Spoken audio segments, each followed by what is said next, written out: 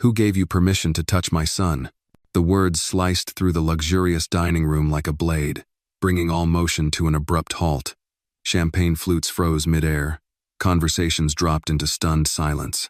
The delicate melody of a violin unexpected, trembling but hauntingly clear hung in the stillness, a ghost of a sound that refused to vanish. Maya Green slowly turned around, her hand still lightly hovering near the boy holding the child-sized violin. Across the opulent room of the Whitmore Private Club, Jason Whitmore stood like a statue carved from ice, rage simmering just beneath the surface. His voice, clipped and biting, had drawn every gaze in the room.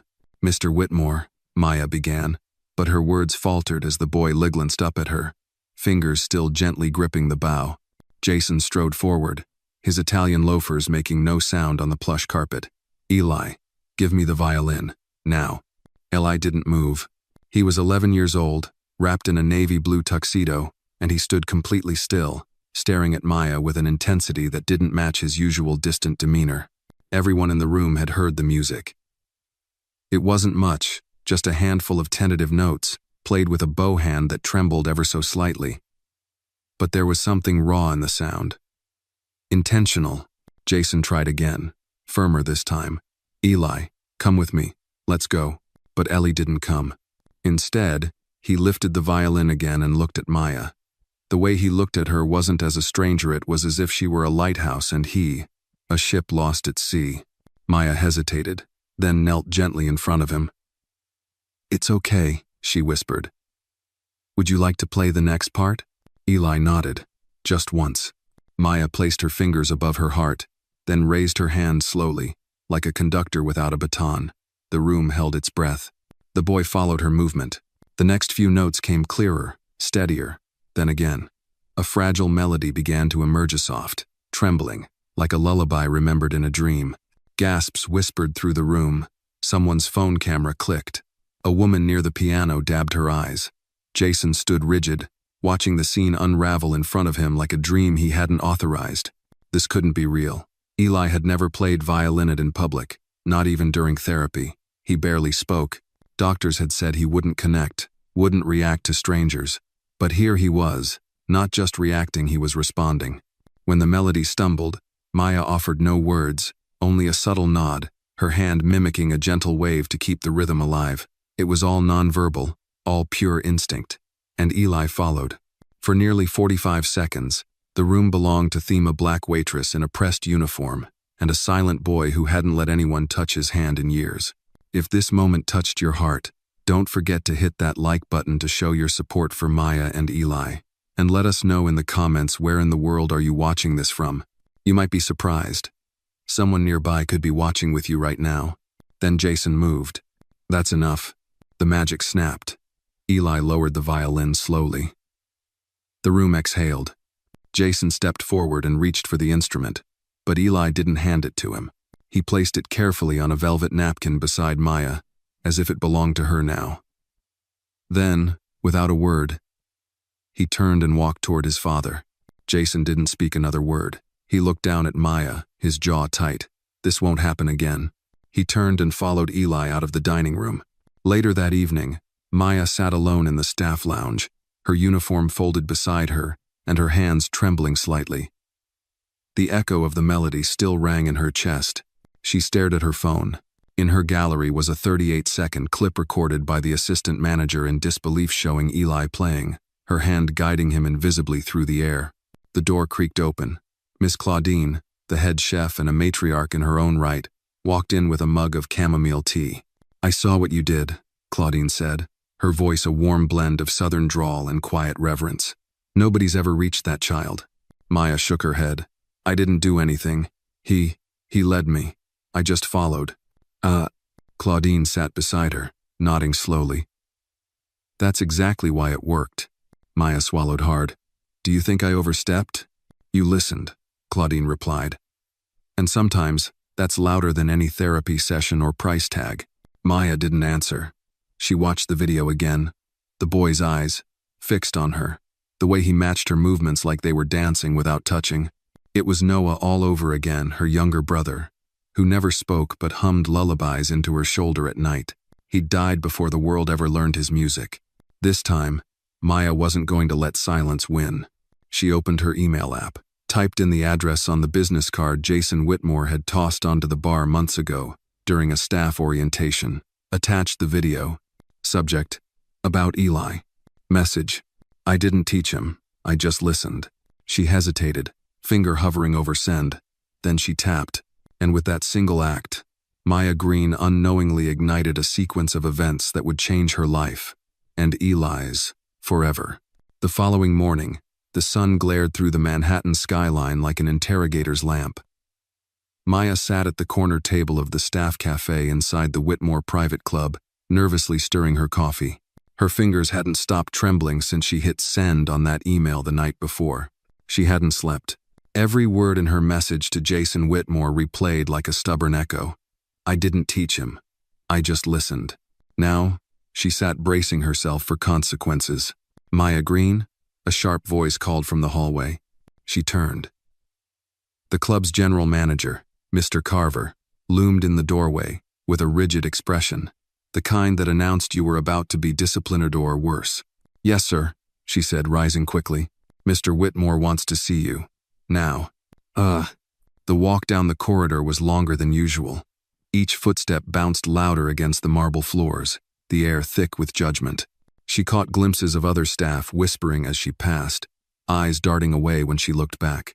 Mr. Carver led her to the penthouse-level boardroom, a space rarely used except for press events and shareholder summits. She was not a shareholder, not even close. The door opened. Jason Whitmore stood alone inside, wearing a gray tailored suit, no tie.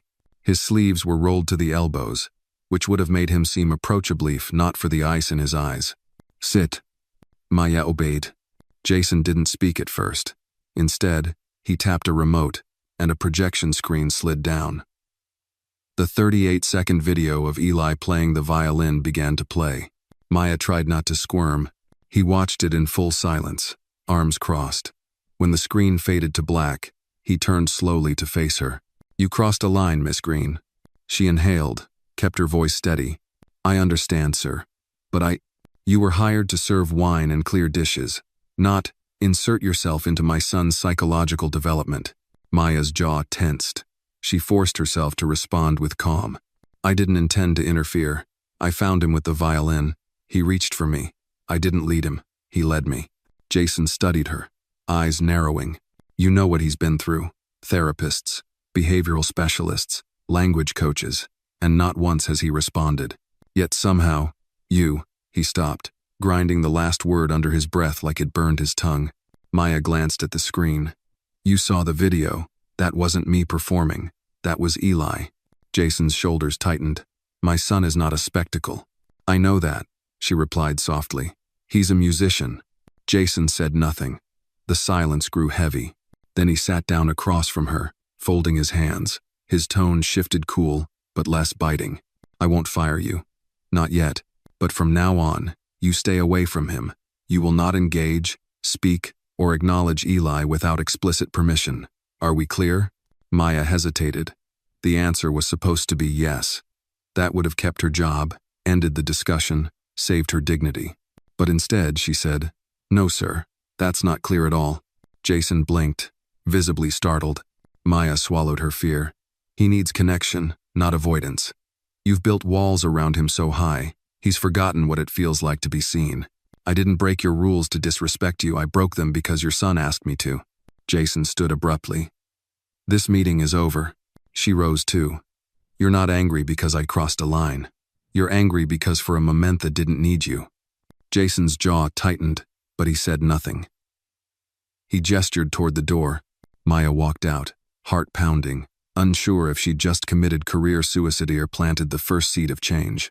Downstairs, the tension continued to ripple.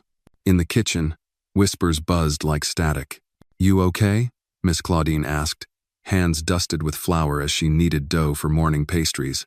Maya leaned against the counter. I should have kept quiet. Claudine chuckled, shaking her head. If everyone kept quiet, children like Eli would stay trapped forever. Maya stared at the rising dough. I think I hit a nerve. You did more than that, Claudine said, sliding a tray into the oven. You reminded that man his son is still in there. Somewhere. That night, Jason sat alone in his office. He poured a glass of bourbon but didn't drink it. The video replayed again on his phone. Eli's eyes. The way he looked at Maya. He hadn't seen that kind of focus in his son since Caroline died. His late wife had been the only one who could reach Ella through music. Always music. Jason had tried to honor that legacy by keeping everything clinical, professional, managed. And yet, here was a waitress who undid all that in a minute of silent guidance. His phone vibrated. A message from his sister, Rachel. Saw the video. That woman's got something real. Maybe let it breathe a little? He stared at the message, then at the unopened bourbon. Slowly, he set both aside. The next morning, he instructed Carver to leave Maya Green where she is for now. But he didn't say why. Maya returned to her routine. She poured coffee, refilled water glasses, cleared plates. But every time she passed a corridor where she once saw Eli, her heart ached. He was nowhere to be seen. Then, 4 days later, she entered the storage pantry and there he was, Eli. Sitting on a milk crate, violin case open beside him. He looked up, didn't smile, just waited. Maya crouched to his level, eyes wide. Did someone bring you here? He shook his head. Are you allowed? He didn't answer. Instead, he lifted the bow and held it out to her. She hesitated, heart pounding. We might get in trouble. Eli placed the violin under his chin. He didn't speak. He played. 2 notes. Then another. Maya slowly raised her hand. And once again, they moved together 2 souls without words. Building a bridge no doctor could prescribe. Outside the pantry, Jason watched unseen through a cracked door. He said nothing, but this time, he didn't stop them. The pantry was still dim, but the silence inside it was richer, now fuller, filled with unspoken emotion hanging in the air like incense. Eli played slowly, cautiously, as if each note needed permission to exist. Maya stood beside him, her fingers curled gently into a guiding rhythm, invisible, yet deeply felt. He finished the phrase just 6 notes and looked up. His face remained unreadable, but his eyes, for a fleeting second, held something shimmering, pride. You remember the whole melody? Maya asked softly. Eli didn't speak. Instead, he opened the violin case and gently pointed to a folded piece of paper beneath the rosin. Maya took it out. It was sheet music, crumpled, smudged, handwritten by someone with a gentle, fluid script. Jason's late wife. Maya recognized the tune. A lullaby.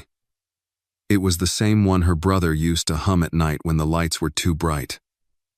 When the city outside their bedroom window made too much noise. She sat back on her heels and blinked hard. My brother used to hum that too, she whispered. Eli turned to her, then really turned, as if the mention of another child who shared his language made the space between them a little smaller. She wanted to stay there for hours. Just them, the music, and the old pantry that now felt like a chapel. But footsteps echoed down the hall. Maya looked at the door, panic rising. Eli. He snapped the violin case shut. The door opened. Jason stood there. Maya stood quickly. I didn't bring him here, I swear. Jason raised a hand not to silence her, but as a rare gesture of understanding. I know, he said. She paused, caught off guard by his tone. He looked down at his son, who stared back, unflinching. I told Carver to check the cameras. I saw him sneak in here on his own, Jason said. Then he looked at Maya. But I also saw you didn't stop him. Maya nodded slowly, because it would have hurt more than helped. Jason looked at his son. Eli, buddy, did you want to play with Maya? A moment. Then, a small nod. Jason turned to Maya. So, what now? I don't know, Maya said honestly. But I think shutting him down again would be the worst choice. Jason exhaled and leaned against the doorframe, the weight of years etched in his face. Do you know how many specialists I've hired? How many plans? Schedules? None of them made him nod, not once. Maya lowered her voice. Maybe the only plan he needs is someone who doesn't treat him like a puzzle. Jason rubbed his temple. I don't like things I can't control. I don't think he's asking you to control him, Maya replied. I think he just wants to be heard. A long silence followed. Then Jason straightened and addressed her directly. I want you to keep working. Here, but also, with him. Maya blinked. You're asking me to work with your son? I'm asking you not to quit, Jason said, because I think he's already chosen you. That evening, Claudine found Maya leaning against the prep counter, staring at her hands like they held answers. Well, well, the chef said, hands on hips. You've gone and softened the man of marble. Maya chuckled. It's not like he hugged me or anything, but he didn't fire me. That's practically affection for a Whitmore. Maya picked at a corner of her apron. I didn't sign up for this, Claudine. No, Claudine said, rolling out dough. But some things don't need signing. They just show up at your feet with a violin. Maya looked over at her. I told him about Noah today, my brother. Claudine paused her rolling pin. That's a piece of your soul. You sure? I didn't mean to, but it came out.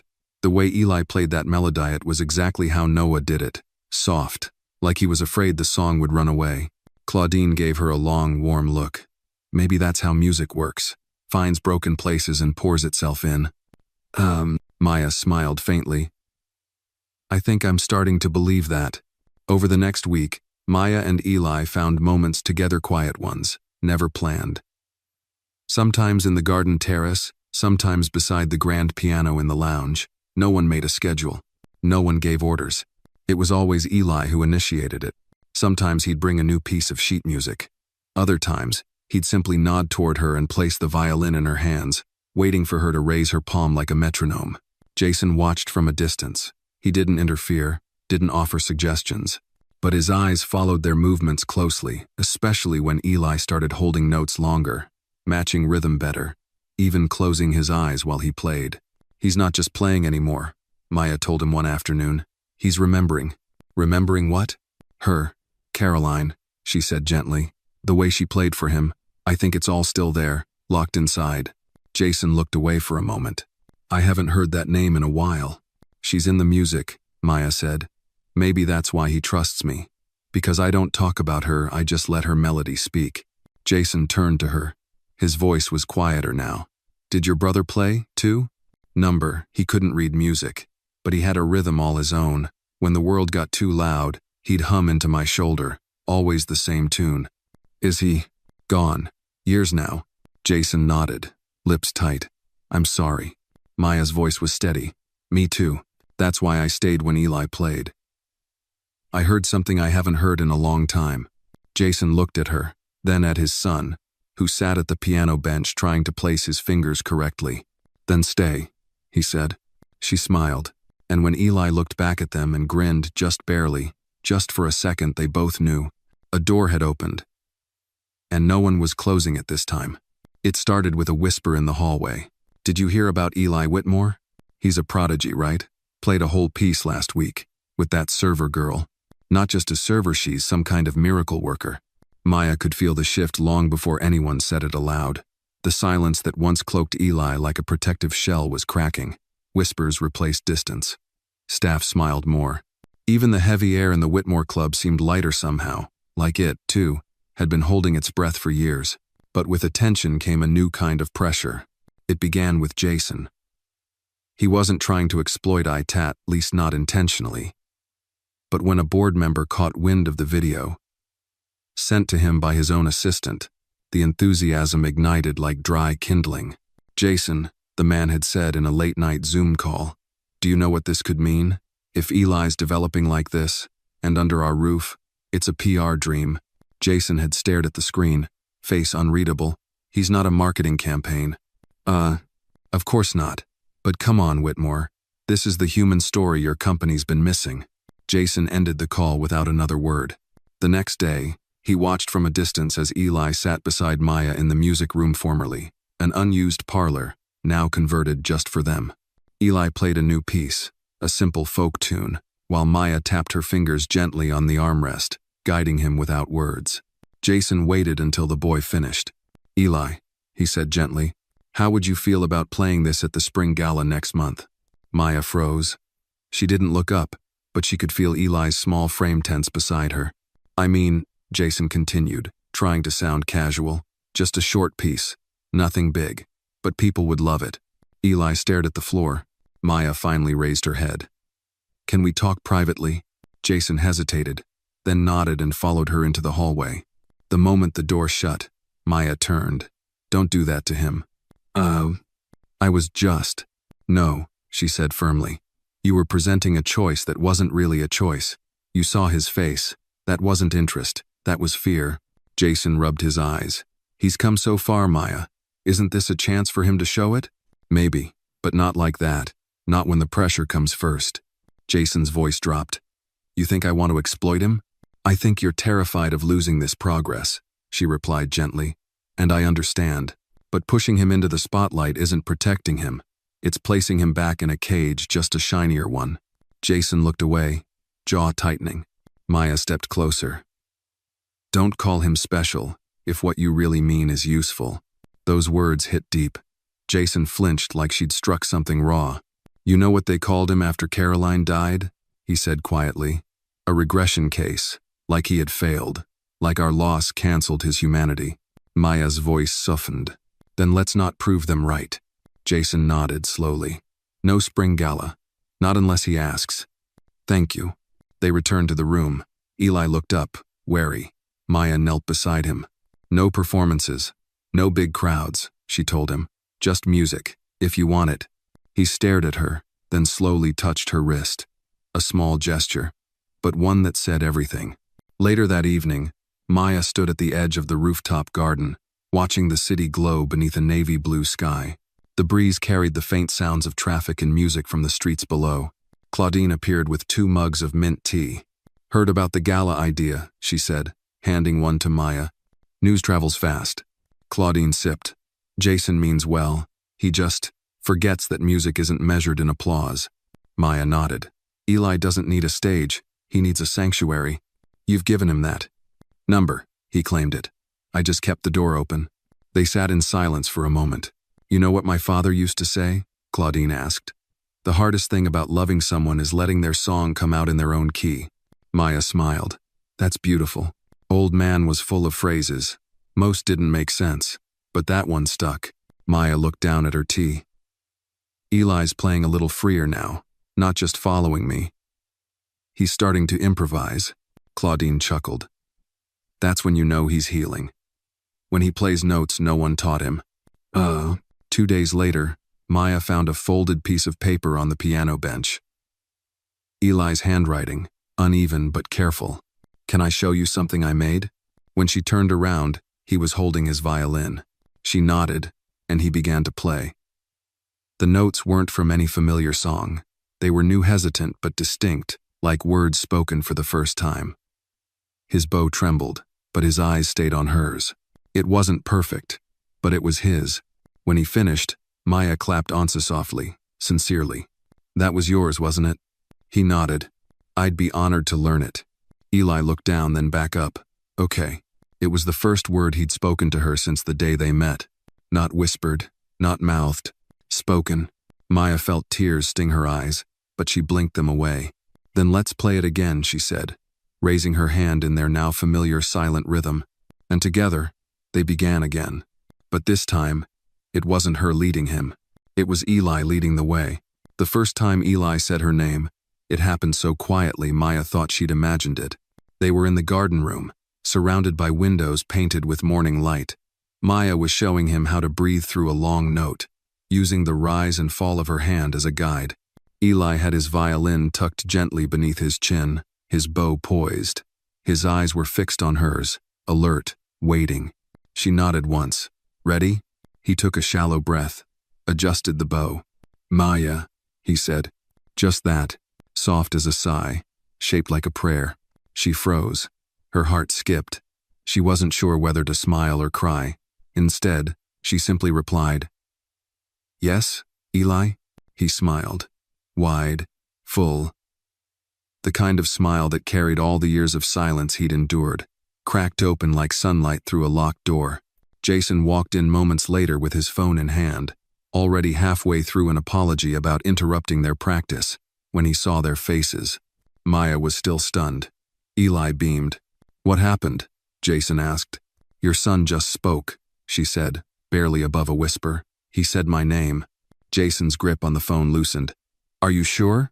"Clear as day," she replied. "Jason, he knows me." Jason stepped closer, kneeling beside Eli. "Hey, buddy, can you say it again?" Eli turned to him, shy now. He tucked his chin lower, suddenly more boy than miracle. Jason didn't push. He simply reached out and held his son's hand. "No need, I heard it in your eyes." Later that afternoon, Maya sat on a bench outside the staff entrance, the city bustling a few stories below. She called her mother, something she hadn't done in weeks. The phone rang twice before her mom answered. "Baby girl, everything all right?" "I think," Maya said, her voice trembling, "I think I found someone who reminds me of Noah." There was a long pause. "Oh, honey," her mother said softly. "Is that good or bad?" "Both. But mostly good." Meanwhile, Jason was facing his own internal tremors. Sitting at his desk, he stared at his wife's old journal, which he hadn't touched in over a year. Caroline's penmanship danced across the pages, full of music notes, poems, and fragments of lullabies. There were sketches of Eli as a toddler holding a toy violin. At the top of one page, she'd written, "Music will find him when words can't." Jason leaned back in his chair, swallowing the lump in his throat. That phrase had once been a comfort, but now it felt like prophecy. He picked up the phone. "Rachel," he said when his sister answered, "what do you know about private recitals?" 2 days later, Maya was called into Jason's office again. This time, the air was less tense, more collaborative. He gestured for her to sit, and she did. "I've been thinking," Jason began, "about what you said. No pressure, no public showcases." Maya nodded, unsure where this was going. "But what if, instead of something public, we do something private? For Eli, a few familiar faces, safe environment, something small." She considered. "If Eli agrees to it, yes, but only if he leads the way." "I'd never force him," Jason said, and for once, Maya believed it completely. They called it the Room of Light, a quiet recital planned for 10 people. Jason's sister Rachel, Miss Claudine, 2 therapists, and a few of Maya's close friends from her neighborhood who worked in special education. Jason didn't send invitations. He sent handwritten notes. When Maya told Eli, she framed it like a game. "You remember that tune you made? The one you played for me?" He nodded. "What if we share it with some friends, people who care about you? No stage, no cameras, just chairs and music." Eli thought for a long moment. Then, he placed the violin in her hands. "Okay." The day of the recital, Maya helped Eli into a soft gray vest, one size too big, which made him look like he'd borrowed a grown man's jacket. His hair was combed gently to one side. He looked both fragile and brave. Jason stood near the back of the lounge, dressed down for Oncino jacket, no watch, just a father. The lights were dimmed. The guests sat in a half circle, no stage, just chairs. Eli stepped into the room, violin in hand, and paused. Everyone keyed. He looked to Maya. She raised her hand, palm open. He nodded. Then he played. It was the same melody he had created in the garden, but now it bloomed. He held each note with intention, his bow steadier than ever before. The song felt like a conversation, a story told not with words, but with the weight of all he'd kept inside. No one moved. No one blinked. When he finished, he didn't bow. He simply looked at Maya, then Jason, then walked over and sat beside her again. The applause didn't erupt. It trickled, gentle, reverent. Jason approached, knelt before his son, and whispered, "You were perfect." Eli touched his shoulder. Then, to everyone's astonishment, he spoke. "My mom liked that song." The room fell silent again. Jason's eyes filled. He reached for his son's hand and kissed it. Yes, she did. After the guests had gone, after the chairs were stacked and the lights returned to full brightness, Maya sat beside Jason while Eli slept curled on the couch. Jason turned to her. "I think we're witnessing something holy." Maya nodded. "And it's just the beginning." The morning after the recital, Maya arrived at the Whitmore Club earlier than usual. The sun hadn't yet fully stretched its arms across the skyline, and the city's usual roar was reduced to a soft hum.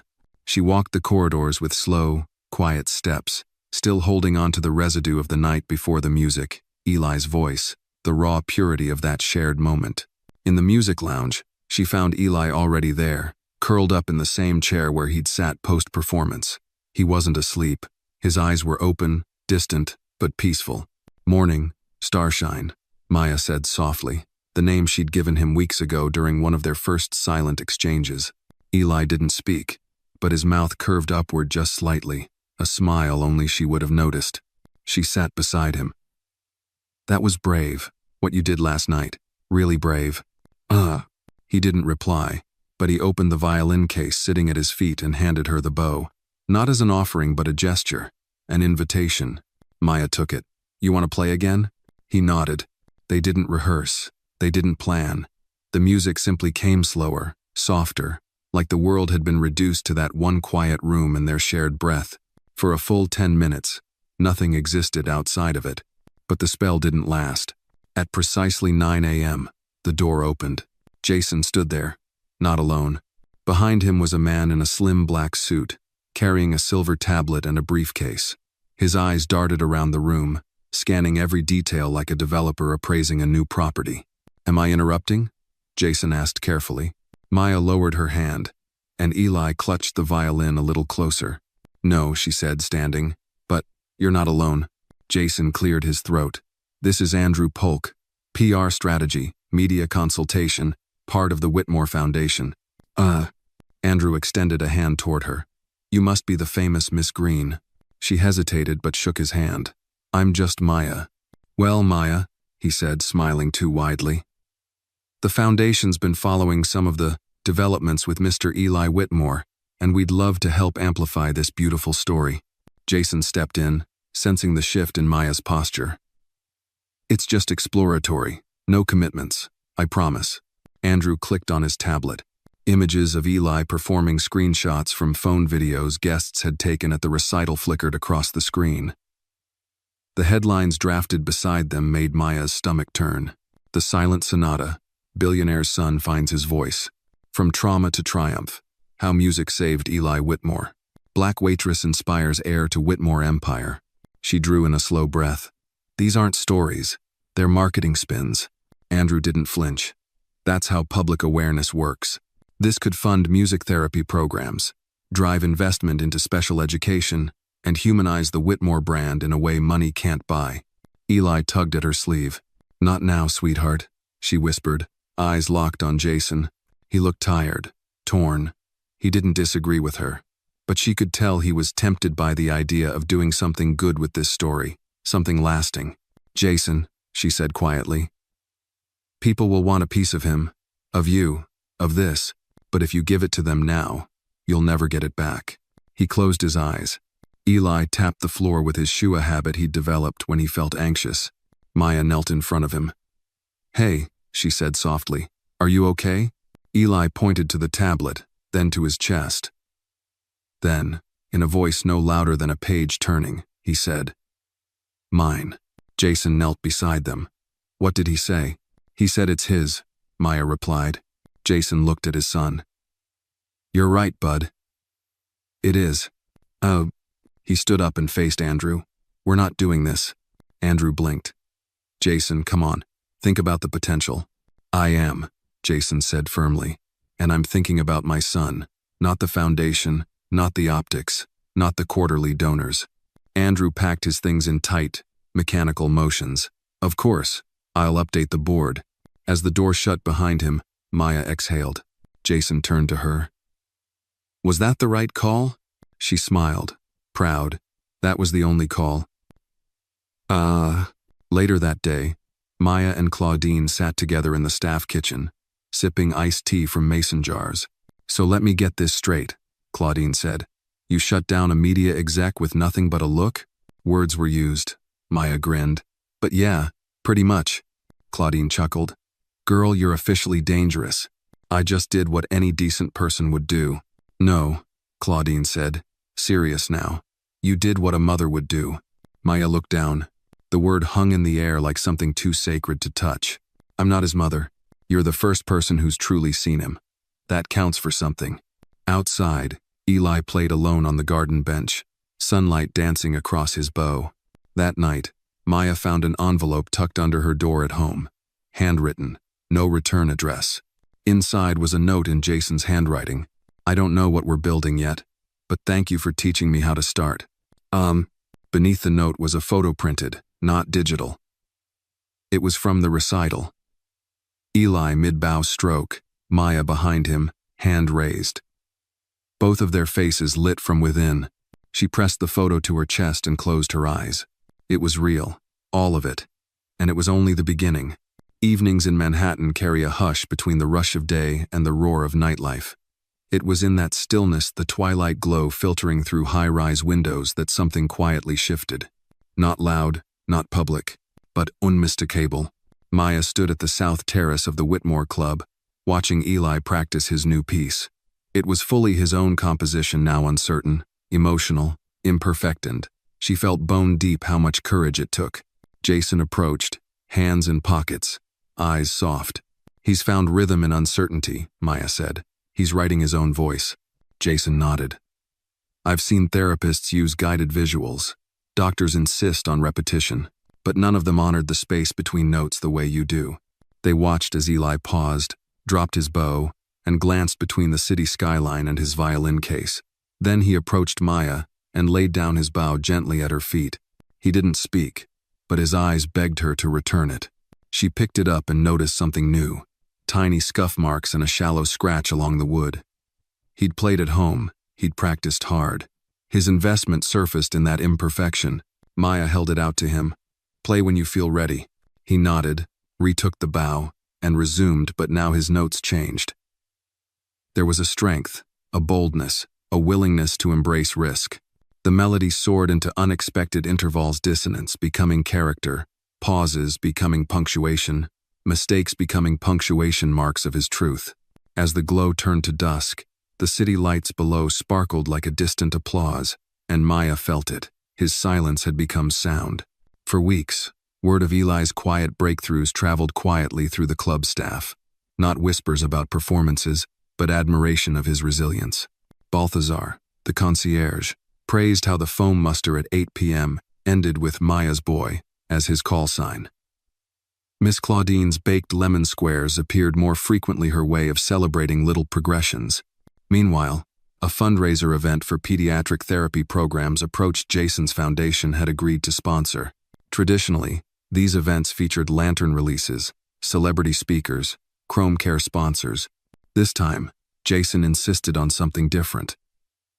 An intimate showcase, not on a stage, but in the garden lounge, where guests could experience a sort of music meditation, a space where notes spoke louder than speeches.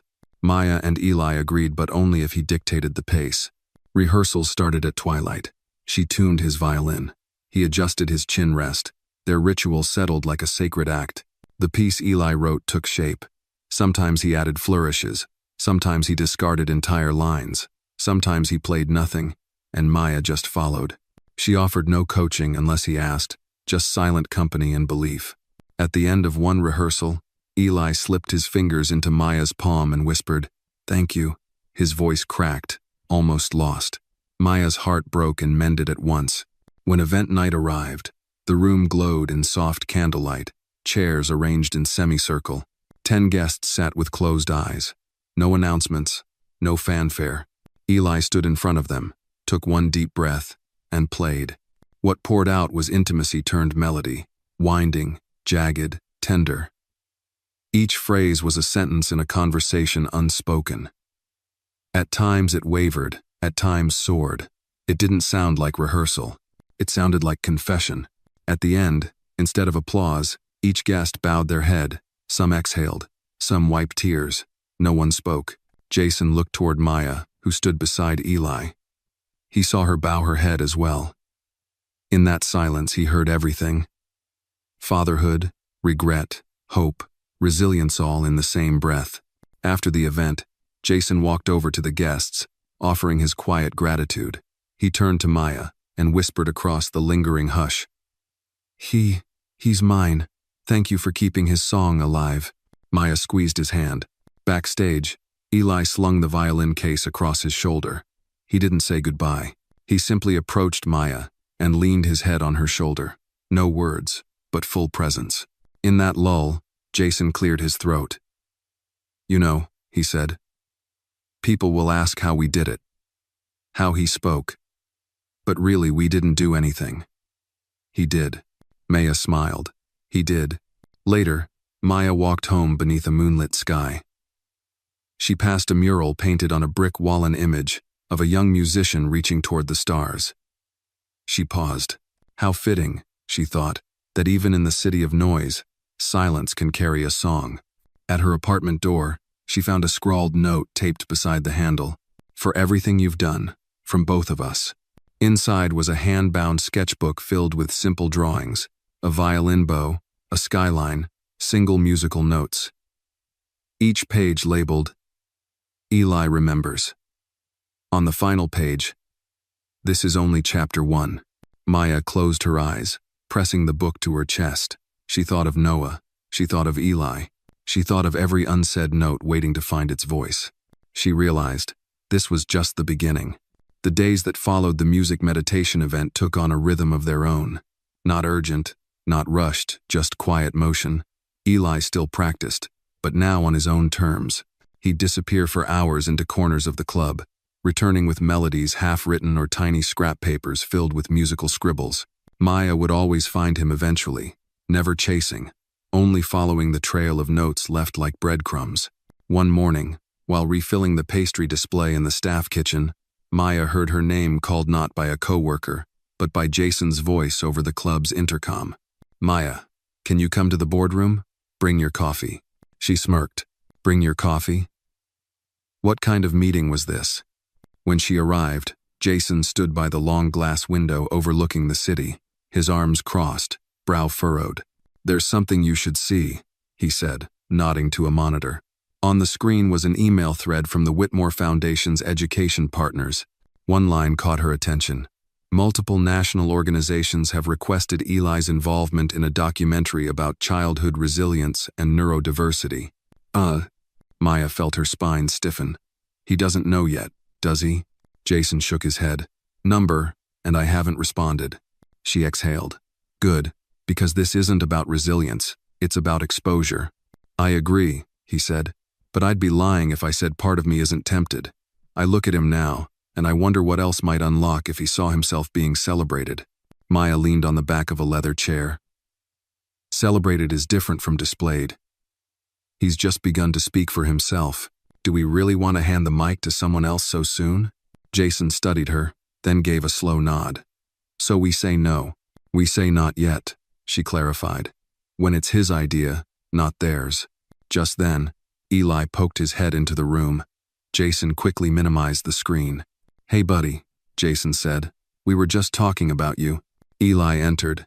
Violin case slung over one shoulder, sketchbook tucked under the other. He walked directly to Maya and opened the book to a fresh drawing. A small paper boat floating in a puddle. Music notes in the sky above it. What's this? Maya asked, crouching to his level. Eli pointed to the boat, then whispered, My music. She smiled. Going somewhere?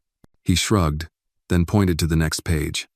A violin resting on a park bench, unattended. Maya looked at Jason. He's ready for something. I don't know what yet, but he's thinking bigger. Jason nodded slowly. I have an idea. 2 days later, Maya and Eli stood at the edge of Central Park. Jason had reserved a quiet corner of the lawn for something private, a gift. A chance for Eli to play in nature. For no one in particular, without pressure or stage. A small circle of friends from the club showed up. Claudine, Balthazar, a few others. They sat on picnic blankets and sipped lemonade from mason jars. No press, no announcements. Just a little afternoon peace. Eli walked to the center of the grass and opened his case. He didn't look at anyone. He simply lifted the violin, placed it beneath his chin, and began. The park faded. The honking cars and distant chatter dulled. All that remained was his music, fragile and deliberate. A tune no one recognized, but everyone felt. Children nearby stopped running.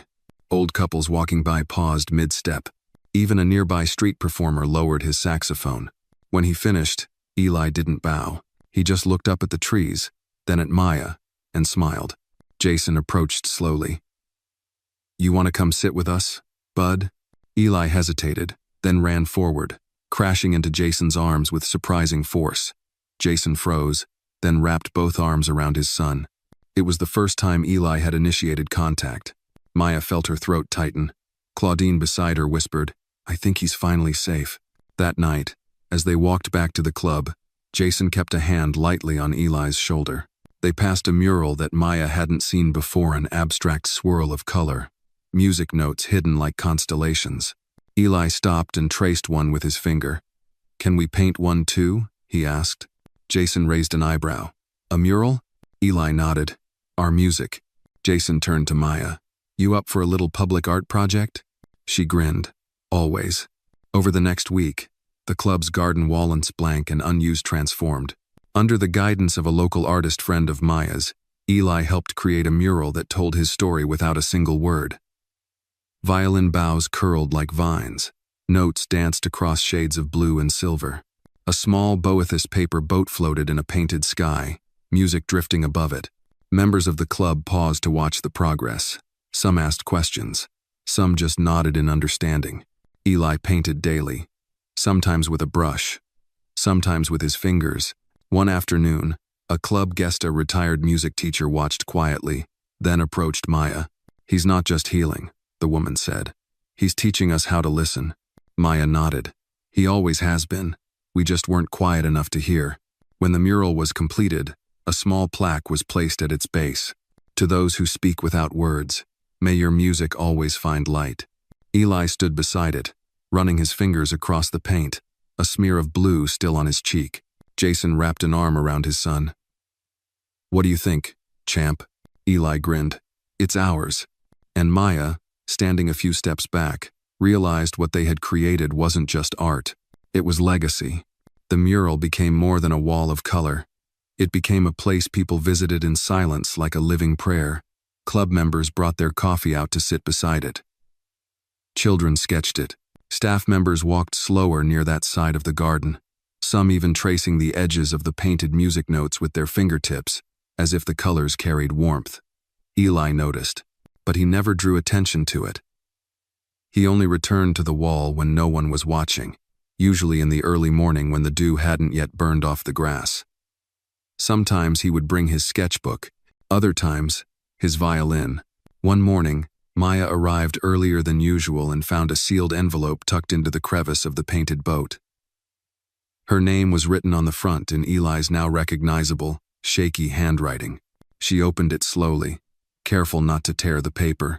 Inside was a letter, short, uneven, misspelled in places, but unmistakably his. "Maya, thank you for being my song when I had none, for not being afraid of my quiet, for helping me play. I think my mom would like you. I hope you stay." Eli. Maya pressed the letter to her heart. Her breath caught. It was the kind of moment that held no performance, no applause, only truth. She sat down beside the mural, folded the letter back into the envelope, and whispered, "I'm not going anywhere."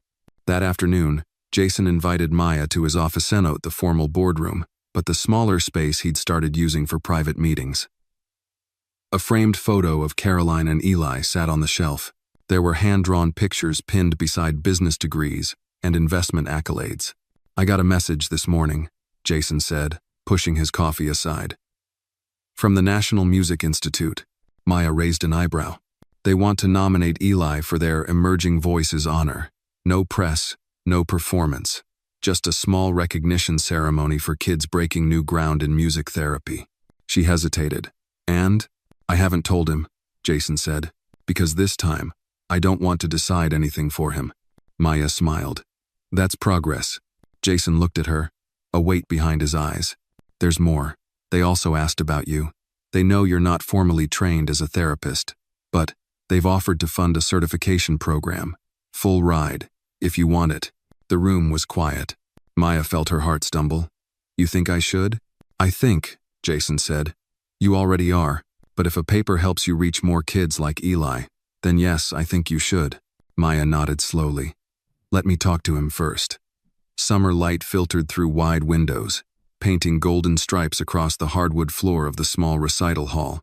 Eli sat in his chair, violin in hand, sketchbook resting at his side. He drew deep breaths, eyes shut.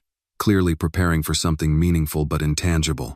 Today was the National Music Institute event, a modest ceremony, celebrating his nomination, a seeking of validation he hadn't asked for.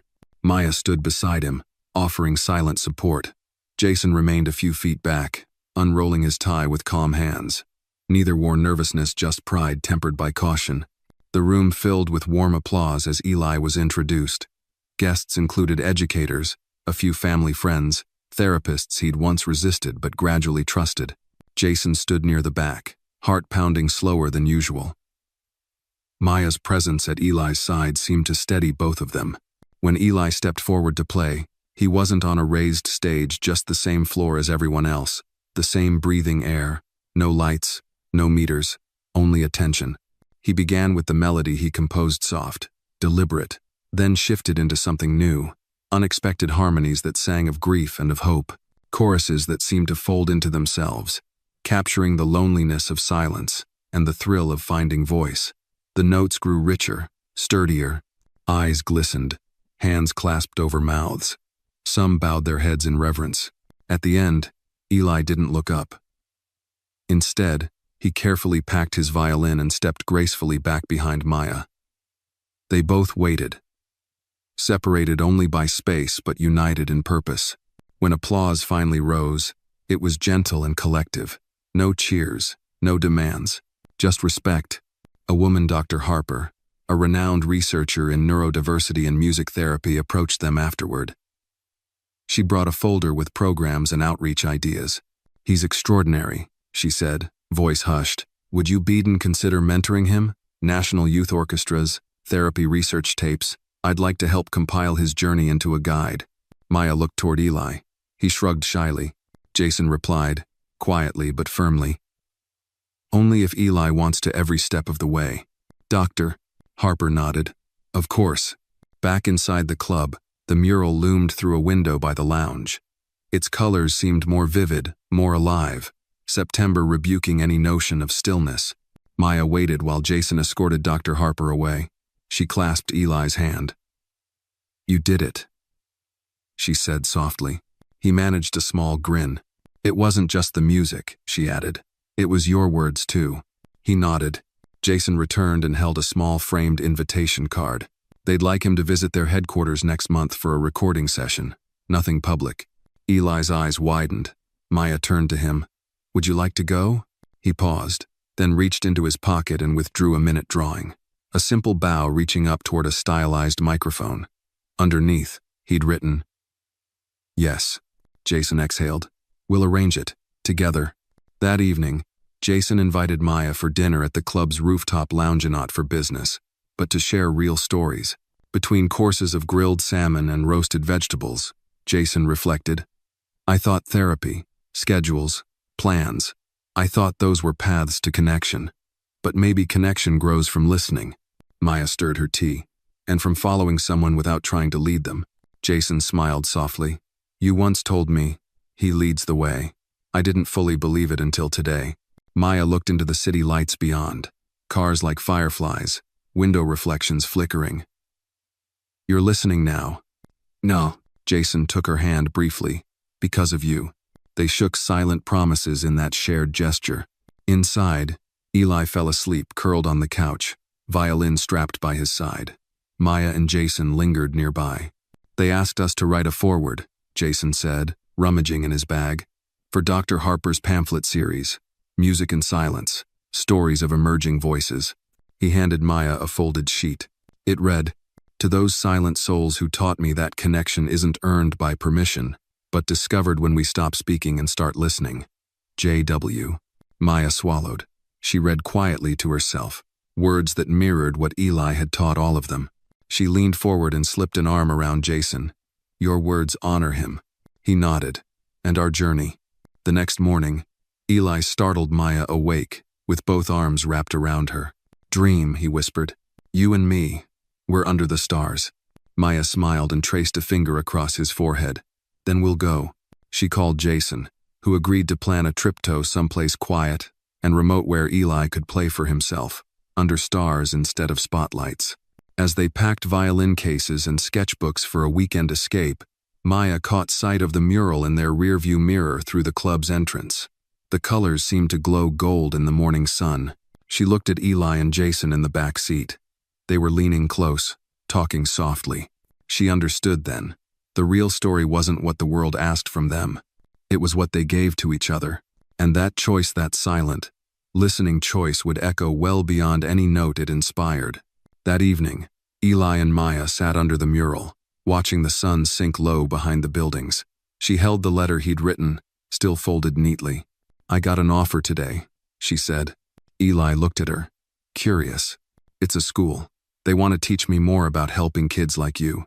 I'd still be here, but I'd have to take classes too." Eli paused, then wrote something in his sketchbook. "You don't need school. You helped me without it." Maya smiled, touched. "Thank you. But learning doesn't mean I'm not enough. It means I want to be even better." Eli stared at her a moment, then slowly nodded.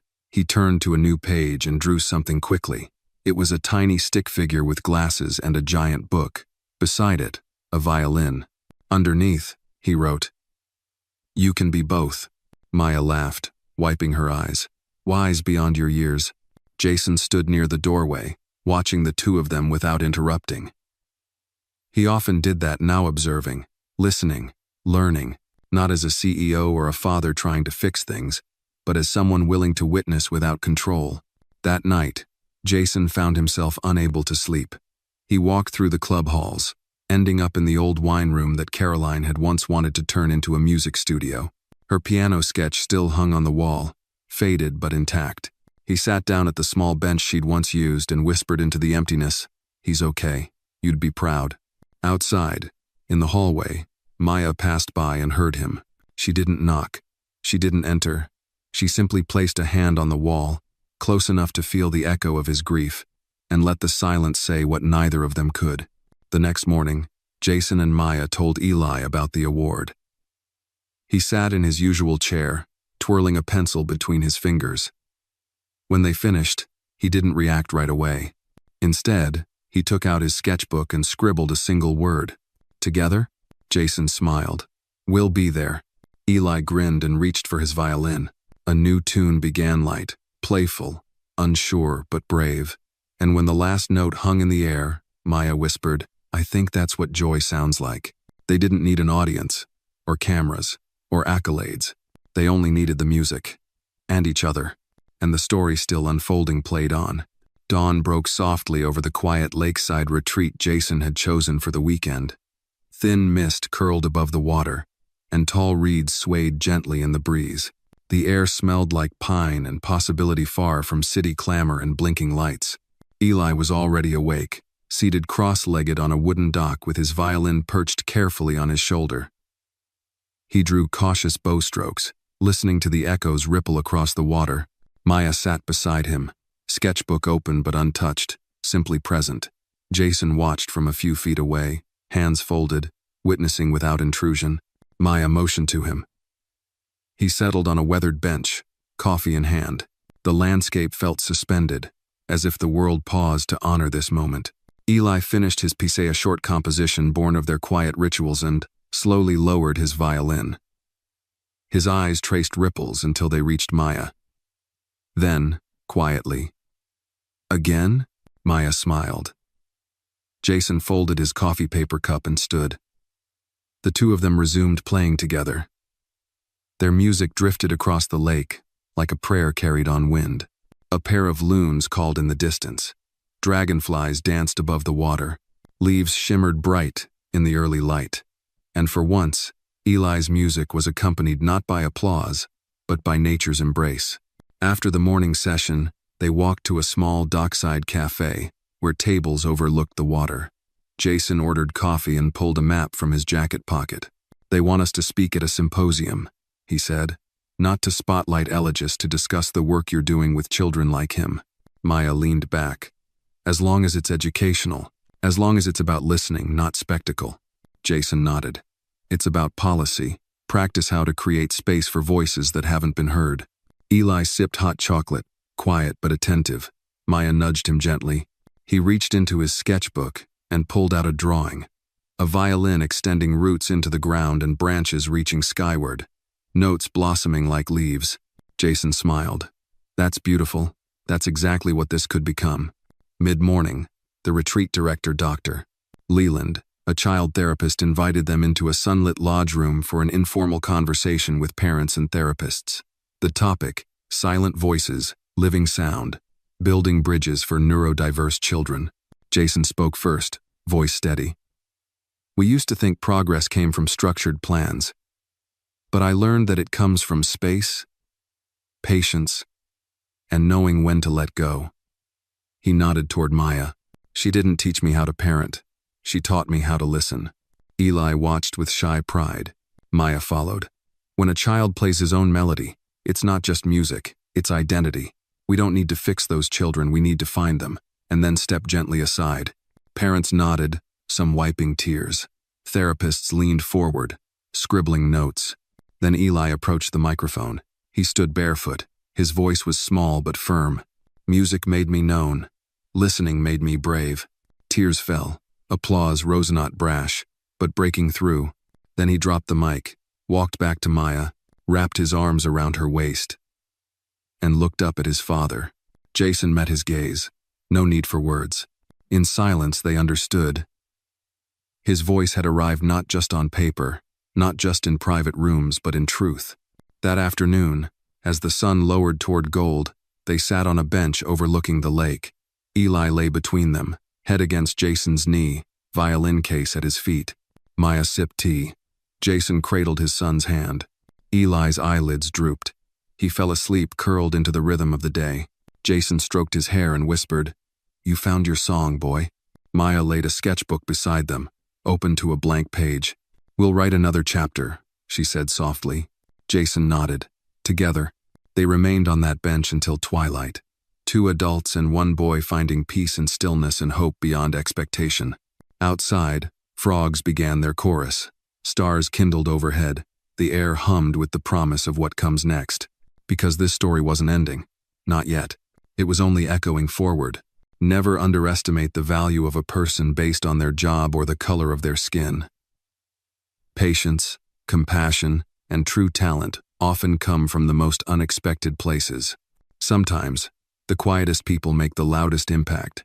This story reminds us that what truly matters is not wealth or status, but a heart that listens, understands, and uplifts others.